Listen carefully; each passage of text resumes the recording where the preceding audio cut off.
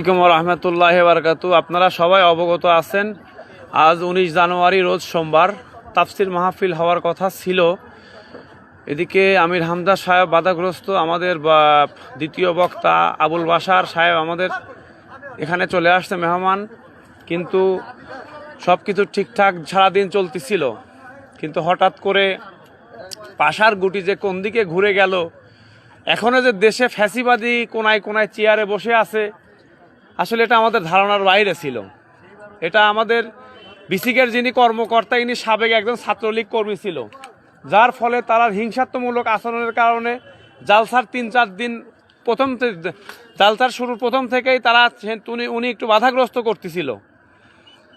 উনি বাধাগ্রস্ত করেছিল, পরে উনি বিভিন্ন কৌশলে এখানে স্থানীয় বিএনপি সহ, জেলা বিএনপি, পৌর বিএনপি, ওয়ার্ড বিএনপি সহ তাদের সহযোগিতায় বিভিন্ন ষড়যন্ত্র করে এই জালসাকে বন্ধ করা হয়েছে। এটা বড়ই দুঃখজনক। এটা যদি আজ ফ্যাসিবাদী হাসিনার সময় হতো, তাহলে হয়তো আমরা বুঝ দিতে পারতাম, তারা ভারতের দালাল ছিল, বুঝ দিতে পারতাম। কিন্তু এখন কারা বসে আছে চেয়ারে, আর এই প্রশাসনকে কারা চালাচ্ছে, ডিসিকে কারা চালাচ্ছে, এই বিসিক প্রশাসন কারা চালাচ্ছে? আমার প্রশ্ন, এই বিসিকের যিনি কর্মকর্তা কর্মচারী এখনো ছাত্রলীগ বসে আছে অবলীলায়। আজকে কেন এখানে হাজার হাজার শ্রোতা ভরে যাবে? আজকে ভরে যাবে কেন? অনাকাঙ্ক্ষিত কোনো ডিসি সাহেব পাস দিলেন, এসপি সাহেব যেখানে পাস দিয়েছে, সব কিছু প্রোগ্রাম আমাদের শেষ। আজকে প্রোগ্রাম হবে আমির হামজাকে গুলি করে মারবে, এমন কথা হয়েছে। দল আমি যেটাই করি সেটা বড় কথা না, ইসলামী জালসায় কেন আঘাত আসবে? এর জবাব কে দেবে? দায়ভার কে নেবে? আমি স্থানীয় ওয়ার্ড বিএনপি থেকে শুরু করে পৌর বিএনপি, জেলা বিএনপি, সবাইকে এর দায়ভার নিতে হবে, সবাইকে নিতে হবে। তাতে আপনারা আমাকে যে দলের তকমা দেন, আমার কোনো সমস্যা নাই।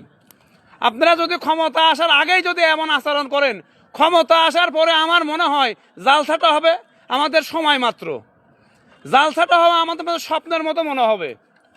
ঠিক কিনা বলেন আপনারা?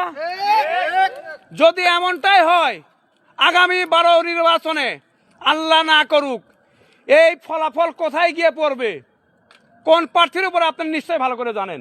আমি নিজেও একজন বিএনপির কর্মী। আজকে এই তাফসির মাহফিল বিভিন্ন নাটকীয় কায়দায় বন্ধ করা হয়েছে।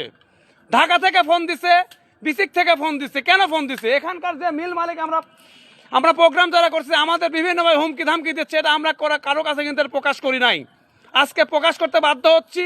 এখনো সরকারের কোনায় কোনায় ছাত্রলীগ, কুত্তালীগ, ভারতীয় দালালরা এখনো বসে আছে।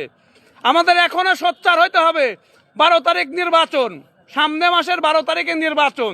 নির্বাচনের আগে আমাদের আর একটা ফয়সালা করতে হবে। 24-এ আমাদের দেশ এখনো স্বাধীন হয় নাই। স্বাধীন করতে হলে আমাদের আর একবার রাজপথে নামতে হবে ইনশাআল্লাহ। সে যেই সামনে আসুক না কেন, হোক আমার ভাই, হোক আমার বাবা, যে কোনো আত্মীয় স্বজন, কোনো মানুষকে ছাড় দেওয়া হবে না।